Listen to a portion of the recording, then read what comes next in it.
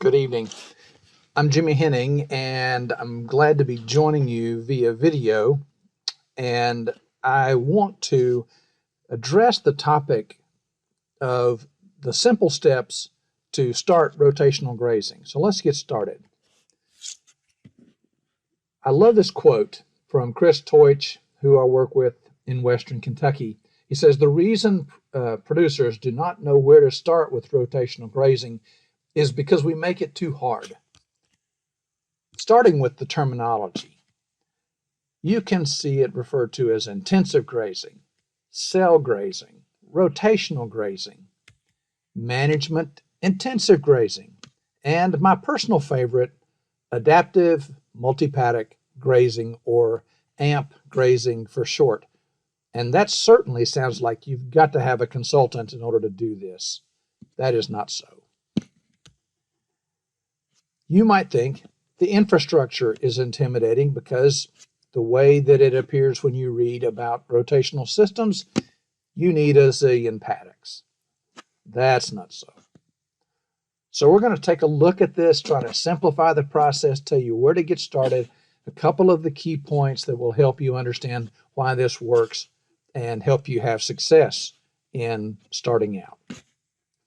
So first of all, the infrastructure is not intimidating. Not like when I was a youngster and building fence meant digging post holes by hand and tacking woven wire to that. A slow and laborious process and expensive on top of that.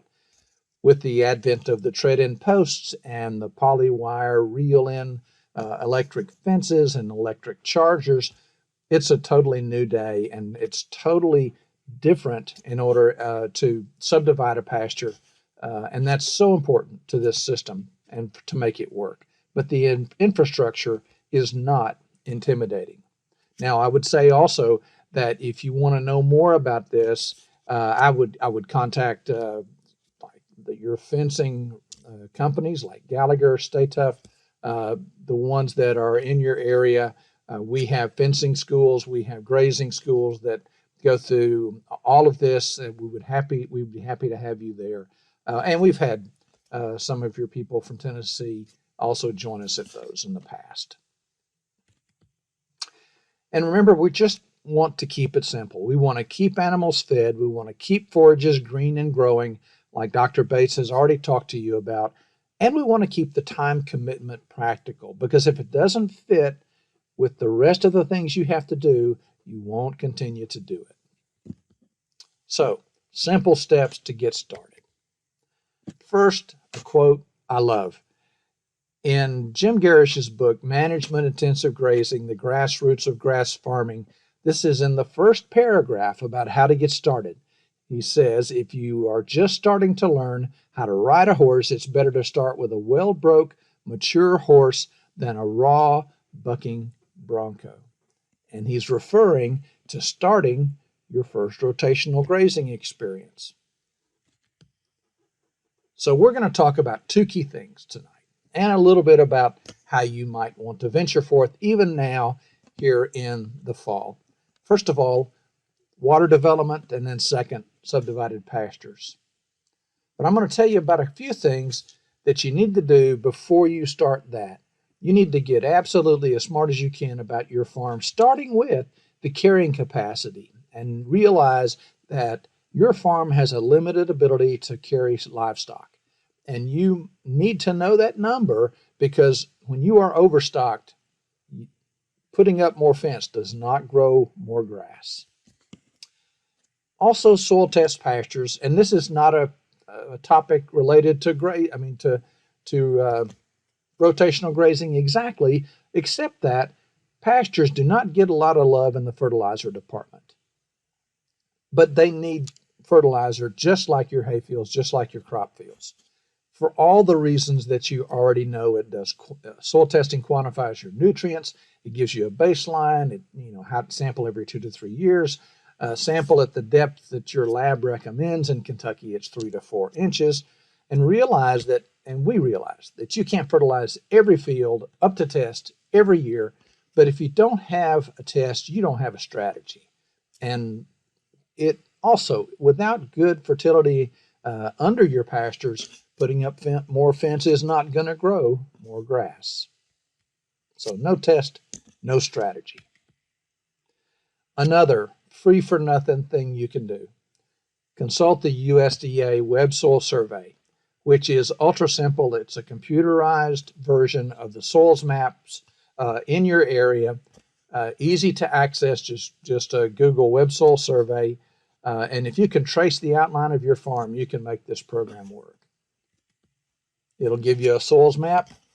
And when you couple it with this publication or one like it, this is one we wrote to help you estimate carrying capacity of cool season pastures in Kentucky, but it would apply to Tennessee just as well, using the Web Soil Survey. And it walks you through step by step with pictures the whole package so that you can figure out what the carrying capacity is of your farm in case you are wondering what that, I really want to know, will it do more? Do I need to make it less? This is a way to get some pretty objective information about that. So we want to keep the stocking rate simple. Jim Garrish just said pasture performance is 3/4 quantity and 1/4 quality, because this is what I say, you can't manage what you don't have. Keeping it simple and getting the stocking rate right will help us avoid the most common mistake with rotational grazing, especially getting started, and that is overgrazing. When you read about rotational grazing, there's a lot of discussion about utilization and how it helps you utilize more of the pasture that you grow, and that is true, but a lot of first attempts will force animals then to graze lower than they need to, take more than they need to, and you wind up with an overgrazed pasture like this. Actually, this is one we did on purpose to stress test varieties. There's actually a variety test under those big cows, but obviously they have stressed that pasture. So when you get started, you want to be just a little wasteful. You would have said that I should have harvested that paddock for hay and moved on, but those cows and calves certainly have their pick and can root out and ferret out the better forage that they prefer. And you can tell they're in good condition and not wanting for many groceries. I'm going to use this table on the left more than once in the next few minutes. But remember, it's not what you take, it's what you leave. So this is the start and stop table in southern forages for some simple forages that we use a lot, when to get on them, and that's important. But I might even say that when you stop is more important. In other words, how much forage should you leave? And with our grasses, we need to leave green tissue because that's the solar panel. That's what grows the next grass, as Dr. Bates has probably said tonight. And so it's not what you take, it's what you leave. We'll talk about this quickly, but when we clip orchard grass very low and very frequently, its regrowth is very slow, and orchard grass needs a lot of residual growth in order for it to persist and to grow well. I want to spend a second on this one because I think it illustrates one of the paybacks from rotational grazing that we want to capture, but with rotation, pastures can actually increase in productivity. And let's take a look at this. This is limpo grass, which is a warm season grass in the humid part of the world with no nitrogen or 90 pounds of nitrogen per acre, harvested at these harvest intensities. In other words, the 0% wasn't harvested at all during the year, just at the end of the year. And then at 20%, 40%, 60, and 80%. And look over here in this column to the right, when we didn't harvest at all, then we wasted forage. We had plants that grew up, senesced, and died, and at the end of the year we harvested actually less than when we harvested 40% of the forage this would be by mechanical means, pushing past 40% to 60% utilization. Then we saw the actual yield go down, but you see the point that when we harvest and manage well, we can harvest and actually the plant responds because we are moving the old growth off, letting it come back with new growth, and obviously the new growth is higher in quality. We'll just make one statement about root growth as well, that when we cut low or graze low and graze weakly, then we have less root system underneath of our forages, and we need that root system to exploit the soil for nutrients and for water, and when we have wet weather to hold up the hooves of the animal to support the animal. So don't forget what's going on below the soil. In fact, that's one of the more rich areas of discussion right now is what all is going on under the soil, and certainly what we do above the ground affects what happens below. But I want to talk about water availability because it's the first limiting factor, the most limiting factor in setting up a rotational grazing system. Now you need to look around the farm and see where you have water. You may need to do something to develop a stream access or ponds, preferably not with livestock being going down into the ponds. In Kentucky, that creates a mess, and with our fescue causing heat stress, we have cattle that can, if they can, spend a lot of time in ponds. You may want to look at rain-fed cisterns, and you can also certainly use pressurized systems. You call it city water, of course, or well water. But we're going to talk mostly today about temporary systems, such as the one you see on the right. And one of the things about water, this is not my forte. If you need to get, well, I would recommend that you get some help when you're going to set up water systems on the farm. The NRCS is going to be well suited and well equipped to help you talk about water, talk about how you might do it, spec out the system so that you get the right size of pipe and flow rates, distances, and things like that. Why is water so important? Well, it affects cattle behavior and performance. First of all, water drives dry matter intake. Remember, the rumen is a big fermentation vat, and it is really no coincidence that here in Kentucky that the bourbon companies promote and tout the quality of the water going into the bourbon. Obviously, bourbon is a value-added fermentation product as well, but we're trying to drive that rumen fermentation. We need to have water to do that. It affects percent utilization, and I'll show you that in just a moment. It affects the social behavior or the herding mentality. The closer the water is to where the cattle are grazing, the less likely they are to act as a mob and come up to the water all at once and then probably not get back out in the pasture as you would like. And it also affects nutrient distribution. We do know how far that cattle will prefer to walk as it relates to pasture utilization. We call this the 800-foot rule. It was developed at the University of Missouri, or the work was done there, and this is the graph or the data behind the 800-foot rule. And what you see is the percent utilization on the vertical axis and the distance from water on the horizontal axis. And close to water, there's a lot of grazing going on, and maybe you could argue overgrazing. But out here from 200 to 800 and a little bit more, the amount of grazing that gets done is pretty flat. Beyond 800, they are just not going to go out there. And we've seen this drop off in grazing further from the water, even in years where there is very limited forage here close to water. Let's take a look first, secondly, at nutrient distribution. This is also from the University of Missouri, and this is the distance from water on the horizontal axis, and in fact, it's in two dimensions. The water is here, and then here is going away from the water. The scale, or the legend here, is the number of manure piles per 500 feet squared, 10 to 20 up to, in the lower graph, above 70. So what you see is that the manure piles are concentrated near the water. You can also see that as we increase the grazing intensity, this is a 24 pasture rotation, that they are grazing a lot and moving out a lot and being a whole lot more concerned about what their neighbor is getting to eat because they are out there getting it and grazing it. The accumulation of manure pats on the right is because of shade being present at that part of the pasture. For your getting started system, we're going to talk about, and we use these in our grazing schools, the temporary water systems.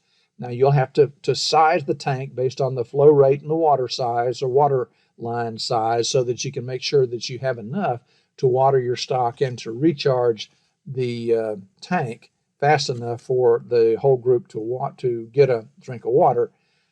We use full flow valves, and this is an example of one at the bottom of this tank, and we try to protect that from turnover and also protect the backside of the tank from trampling on this hookup between the water source and the valve itself.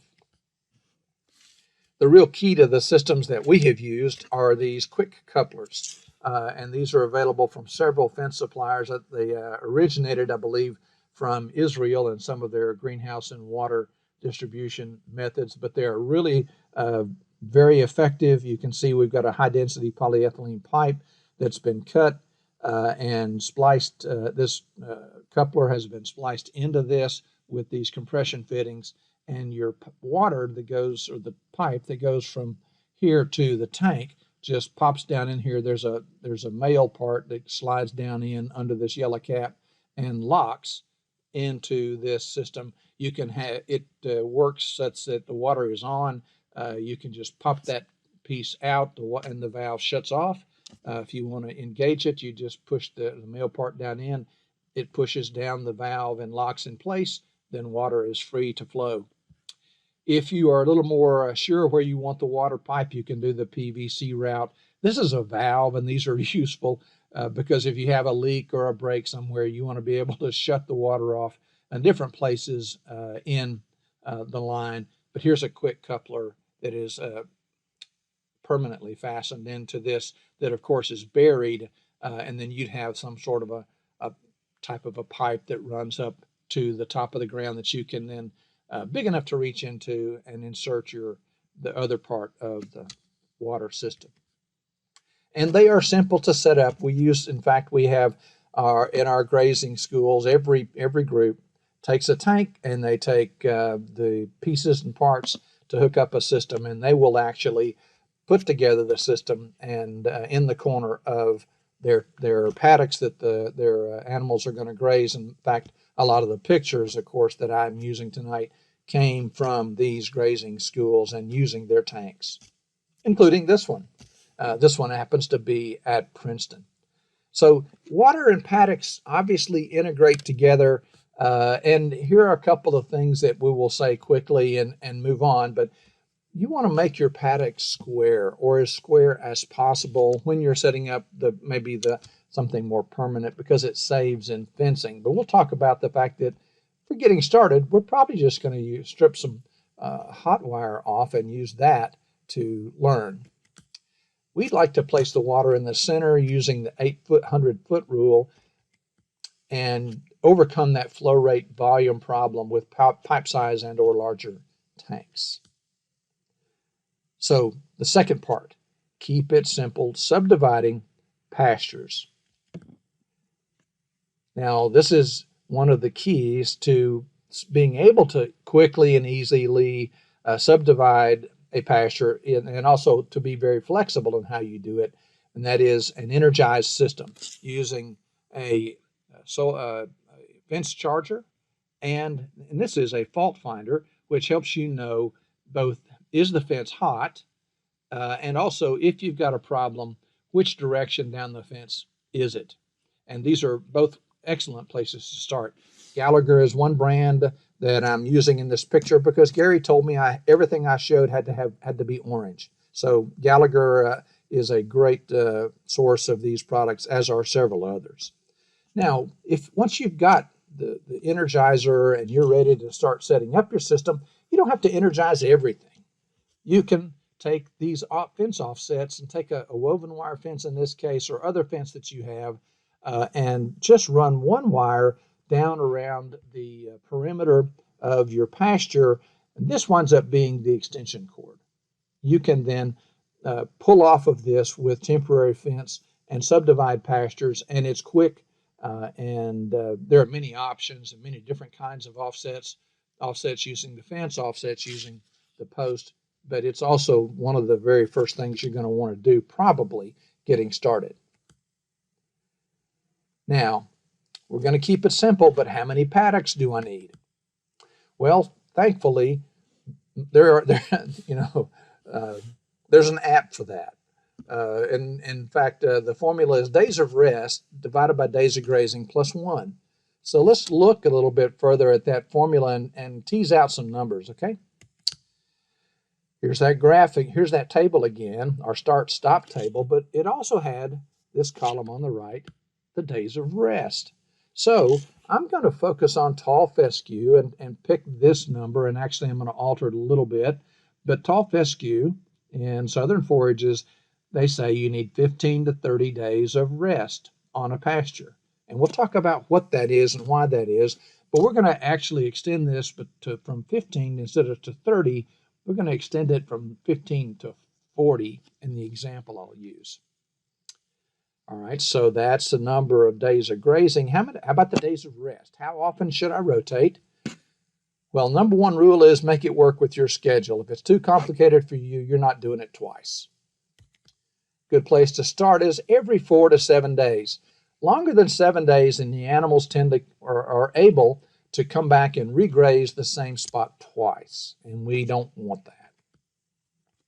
So now we know the rest period, and we said 15 to 40 days.